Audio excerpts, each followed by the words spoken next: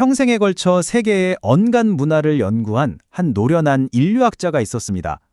그가 생애 마지막에 남긴 일본 문화에 대한 깊은 성찰. 오늘은 그 이야기를 좀 해볼까 합니다. 자, 그럼 그의 마지막 증언이라고도 할 수 있는 이야기 속으로 한번 들어가 볼까요? 이야기는 여기서부터 시작되어 현대 일본에서 그가 본 어떤 감정, 뭐랄까 지친 것도 아니고 포기한 것도 아닌데 아주 깊은 곳에서부터 스며 나오는 듯한 조용한 상실감. 이게 대체 무슨 감정일까요? 그의 시선을 한번 따라가 보죠. 근데 이 인류학자가 왜 이런 걱정을 하게 됐을까요? 그 배경을 먼저 이해해야 해요. 그는 지금 전 세계를 휩쓸고 있는 거대한 흐름, 바로 문화적 회귀라라는 렌즈를 통해 일본을 보고 있었거든요. 그러니까 이 인류학자가 본 세상은 말이죠. 어딜 가나 다 비슷비슷해지고 있다는 거예요. 어느 도시에 가도 똑같은 가게가 있고 똑같은 음악이 흘러나오죠. 사람들은 다들 비슷한 옷을 입고 손안의 스마트폰으로 비슷한 정보를 소비하고요. 모든 게 효율적으로 또 표준화되면서 각 문화가 가진 고유의 색깔은 점점 옅어지고 있다는 겁니다. 자, 그런데 이런 거대한 흐름, 대가가 있었어요. 그것도 아주 비극적인 대가였죠. 전 세계 수많은 고유한 문화들이 그냥 사라져버린 거예요. 수천 년 동안 쌓아온 인류의 지혜, 전통, 언어들이 기록될 새도 없이 소멸해버린 것. 바로 이걸 그가 너무나 안타까워했던 겁니다. 그런데 말이죠. 이 거대한 흐름을 거스르는 듯한 아주 특별한 예외를 하나 발견하게 됩니다. 수십 년간의 현장 연구 끝에 그가 일본에 대해 내린 결론은 과연 무엇이었을까요? 그의 여정을 한번 따라가 볼까요? 이분의 분석이 왜 이렇게 깊이가 있냐면요. 바로 반세기에 걸친 엄청난 여정 덕분이에요. 아마존 정글에서는 자연 그 자체를 신으로 여기는 사람들과 살았고, 유럽의 오래된 석조 건물에서는 영원을 갈망하는 인간의 마음을 읽었죠. 또 아프리카에서는 춤과 리듬이 어떻게 사람들을 하나로 만드는지 직접 체험했습니다. 이렇게 온몸으로 세계의 문화를 겪었기 때문에 일본에서 발견한 것이 그에게는 더욱 특별하게 다가왔던 겁니다.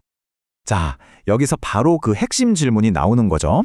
아시다시피 일본은 역사적으로 수많은 외래 문화의 영향을 받았잖아요.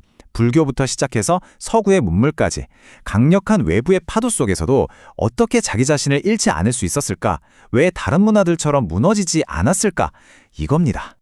도대체 일본 문화를 지탱해온 그 힘, 그 심장은 뭘까요?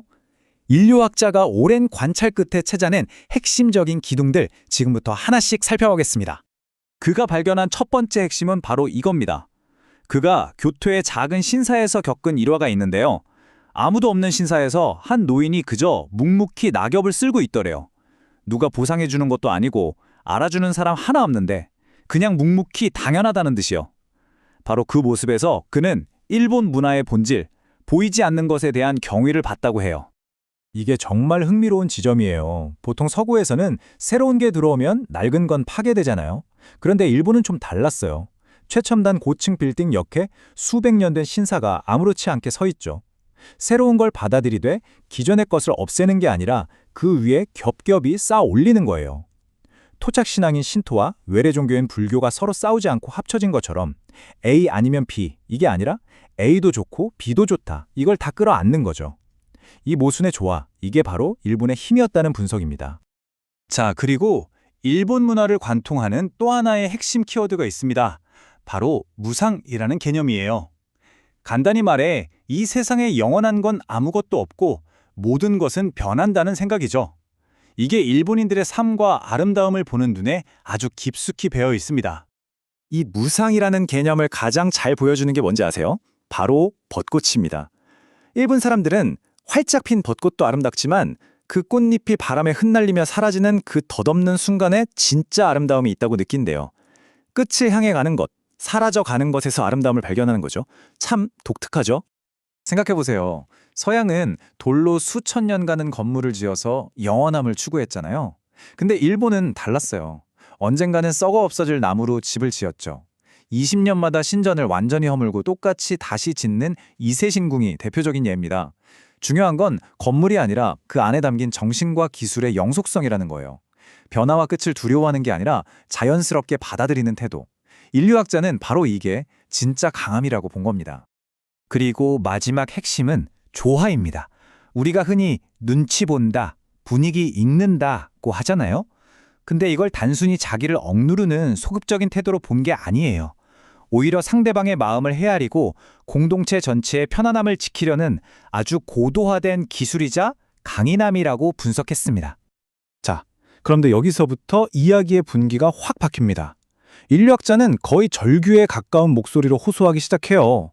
아주 역설적이게도 전 세계가 지금 막 찾아 헤매는 그 가치들을 정작 일본인들 스스로는 잊어가고 있다는 그런 절박한 호소였어요. 이게 바로 비극적인 아이러니라는 거예요. 미니멀리즘, 마음챙김, 지속가능성 같은 거예요. 요즘 세계적으로 유행하는 이런 가치들의 뿌리를 파고 들어가면 일본 문화와 맞닿아 있는 게 많거든요. 그런데 정작 일본의 젊은 세대들은 바깥 세상만 바라보면서 자기들이 가진 이 소중한 걸 낡고 오래된 것이라고 치부해버린다는 거죠. 안타까운 일이죠. 그의 안타까움이 이 한마디에 정말 절절하게 담겨 있어요. 전 세계가 목말라 하는 보물을 자기 손에 쥐고 있으면서 그걸 쓰레기라고 믿는 것과 뭐가 다르냐는 거예요. 정말 가슴 아픈 일침이죠. 그럼 이 소중한 빛을 어떻게 지켜야 할까요? 놀랍게도 그의 해답은 거창한 데 있지 않았어요. 아주 사소한 것들이었죠. 신사 앞을 지날 때 잠시 멈춰 고개 숙이는 마음, 밥 먹기 전에 이타다키마스 잘 먹겠습니다 라고 말하는 감사함, 계절의 작은 변화를 알아채는 섬세함, 바로 이런 일상의 아주 작은 행동들 속에 문화의 정수가 담겨 있다는 거예요. 이걸 그냥 묵묵히 해 나가는 것, 그것만으로도 충분하다고 그는 말합니다. 자, 이제 그의 마지막 성찰로 이야기를 마무리해볼까 합니다. 그가 봤을 때 일본 문화가 가진 이 가치들은요, 단지 일본만을 위한 게 아니었어요. 이 혼란스러운 시대를 살아가는 우리 모두에게 정말 중요한 메시지를 던지고 있었던 거죠. 여기서 그가 아주 중요한 점을 강조하는데요. 이건 절대 일본 문화가 다른 문화보다 우월하다는 뜻이 아니에요.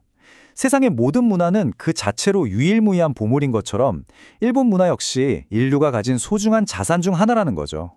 중요한 건 우월감이 아니에요. 자부심을 갖되 겸허하게 서로를 존중하는 태도, 바로 그거죠. 결국 인류학자가 일본 문화에서 본 건 바로 이런 모습이었던 거죠. 거대하고 화려한 빛이 아니라 조용하지만 결코 꺼지지 않는 불꽃. 태풍이 불어도 흔들릴지언정 꺼지지 않는 작은 등불 같은 거요. 그리고 그는 믿었던 겁니다. 이 작은 빛이야말로 분열과 혼돈으로 가득 찬 미래의 세상을 비춰줄 등불이 될 거라고요. 그리고 마지막으로 그는 우리 모두에게 질문 하나를 던지고 떠납니다. 이 조용한 빛은 지금도 계속해서 빛나고 있는데 그 빛 속에서 당신은 그리고 우리는 무엇을 보게 될까요? 그 답을 찾는 건 이제 우리 각자의 몫이겠죠?